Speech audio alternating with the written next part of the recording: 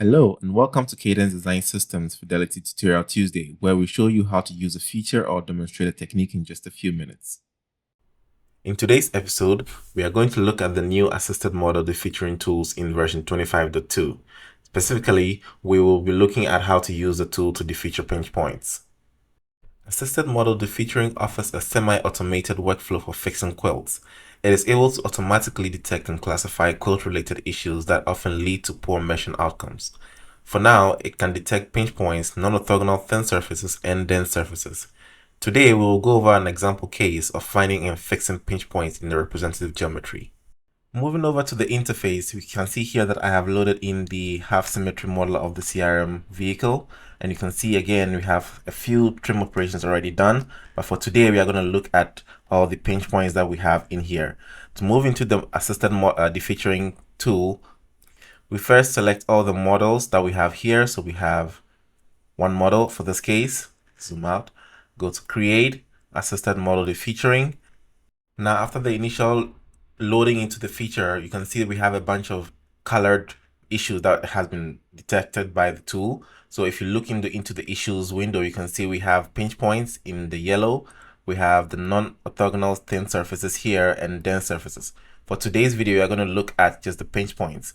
Again, a pinch point is basically vertices in a quilt that are characterized by a very large turning angle.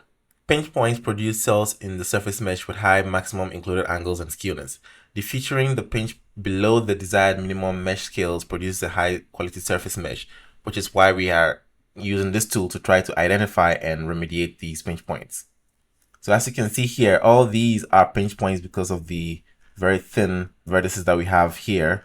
So we have all these yellow arrows showing all the pinch points in this geometry.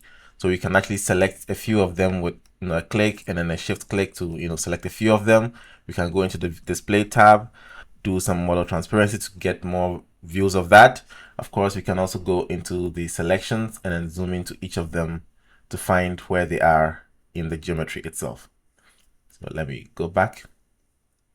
Now in the advanced tab, we can show all the issues or selectively show the pinch points or the non-orthogonal or the dense surfaces. But for now, we are going to leave it as all. Now, as this is an assisted tool, we always recommend inspecting the issues identified to make sure that they are indeed properly classified. For the case of the pinch point, we have a maximum turning angle of a default of 170 degrees, above which it is classified as a pinch point. If for some reason in your geometry you have some proper features that are not pinch points, you can use this tool to actually reclassify them. So if you go here and you select 175, you can click on analyze again. It's going to analyze the geometry and then generate new issues. Now, of course, for this geometry, you can see in the turn angle, all of them are actually pinch points. That is 179 degrees, very high. So I can delete this and then let it do the default. So now to fix these issues, let's just select one of them and then zoom into that quilt right here.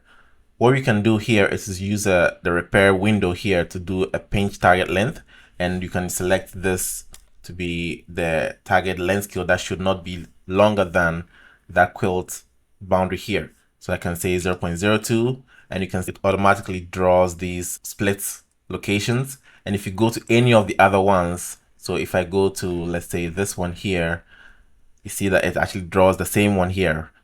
Now, if the pitch target length is longer than the adjacent quilts, it's not going to actually generate anything. So you can see here, if I do 0.03, it's good. 0.04, actually let me do 0.05. You can see that the image or the preview is gone. This means that the edge length is actually shorter than what we put as a target edge length here. So now going back and setting it to 0.02 for this case, we can see that we have all these previews here. To actually defeature them, for this case, let me zoom to that one there that I selected right here. So you can see in this pinch point here, I can click on defeature and it defeatures that one and then actually regroups the quills to the adjacent ones. Now I can do the same for the other ones. I can select all of them and then defeature pinch, and it's going to go through and defeature all of them at once. And as you can see in the image here, we have no more pinch points in our geometry. All of them have been defeatured. If I go to all these corners of this fairing, you can see all of them are perfectly defeatured right there. In a later video, we are going to go through how to use the non-orthogonal thin surfaces feature to actually trim all these quills, as you can see here. If you like this video, be sure to click the thumbs up button and subscribe to our channel for more videos like this. If you have any questions, comments, or suggestions, drop us a line below or connect with us via LinkedIn, which is linked below. Thank you and have a pleasant Tuesday.